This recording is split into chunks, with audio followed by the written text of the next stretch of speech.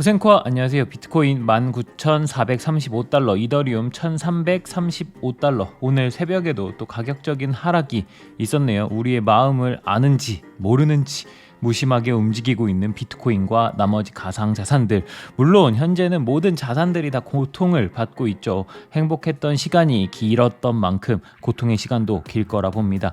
이제 하락이라는 단어를 언급한 지 언 10개월이 지나갑니다. 그리고 과거를 보았을 때 11월까지의 하락 및 횡보는 예상을 했던 시나리오이니 조금만 더 버텨봅시다. 오늘의 공포 탐욕 지수는 21입니다. 다시 극단적 공포에 들어간 상황이죠. 안 그래도 줄어든 거래량에 더욱더 사람들의 매수 심리는 죽어가는 모습입니다. 우선 우리에겐 당장 우리의 눈앞에 들어온 22일 새벽 FOMC 금리 발표가 있습니다. 현재 미국의 기준 금리는 2.5%, 13일 CPI 발표가 있었죠. 사실 예상치와 흡사한 지수를 보여주었지만 10%대의 생각보다 큰 하락을 보여주었습니다.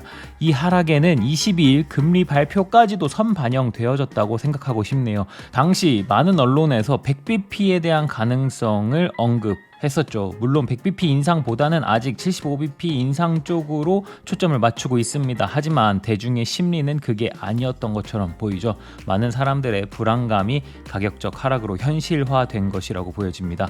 과거 엄청난 인플레이션 그리고 스태그플레이션이라는 단어를 만들었던 시절 미 연준 의장인 폴 볼커는 과감한 통화 정책으로 미국을 위기에서 구해내긴 합니다만 큰 내상도 동반할 수밖에 없었죠.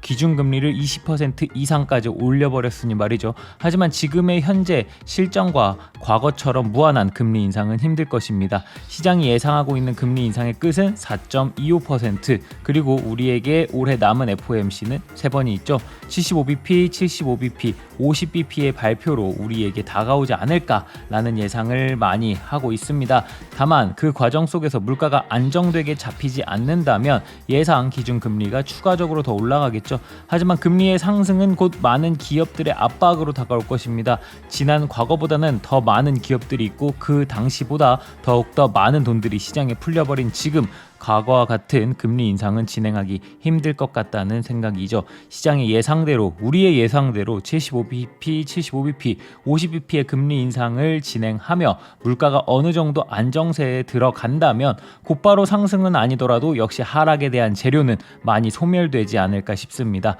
많은 투자자들이 현재 두려워하고 매수세가 메말라버린 지금, 그 가장 큰 원인은 금리 인상이 가장 크게 영향을 미치고 있지 않을까 싶습니다. 다만 다시 이야기 드리듯 무한한 금리 인상도 무한한 하락도 없을 겁니다. 11월까지는 길게 보시고 지속 현물을 매수해 나간다는 마인드로 시장에 대응하시면 좋겠습니다. 9월 19일 저는 코인생존기의 김비트입니다. 다가오는 FOMC 또 다시 걱정이 앞섭니다. 하지만 그래도 우리는 앞으로 나가야 하기에 오늘도 출발하겠습니다. 가자! 구독, 좋아요, 알림 설정 부탁드립니다. 오늘도 소중한 시간 내주신 구독자, 시청자 여러분들 항상 감사하고 사랑합니다.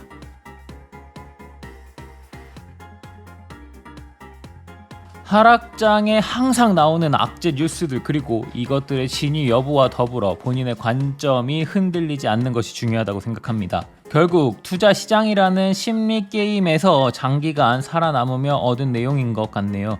많은 분들 역시 지치고 힘들겠지만 뚜렷한 본인의 주관과 함께 꼭 이 시장에서 같이 살아남으셨으면 좋겠습니다. 비트코인 일봉 차트입니다. 일봉상 48,000달러 부근에서부터 시작한 저항선과 지난 저점들로 이루어진 짧은 지지선, 이 두 개의 선이 교차하는 지점인 22,800달러에서 CPI 발표와 함께 강한 저항을 맞았습니다.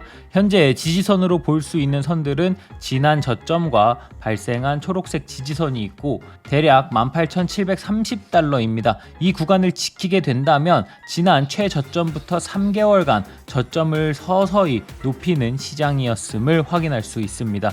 다만 18,730달러 아래로 빠지게 된다면 지난 6월에 17,622달러 저점 부근을 기다리는 것이 좋아 보이며 6월에 저점을 깰 시에는 지속적으로 언급하고 있는 가능성의 구간인 14,400에서 13,800달러 부근까지 생각하는 것이 좋아 보입니다.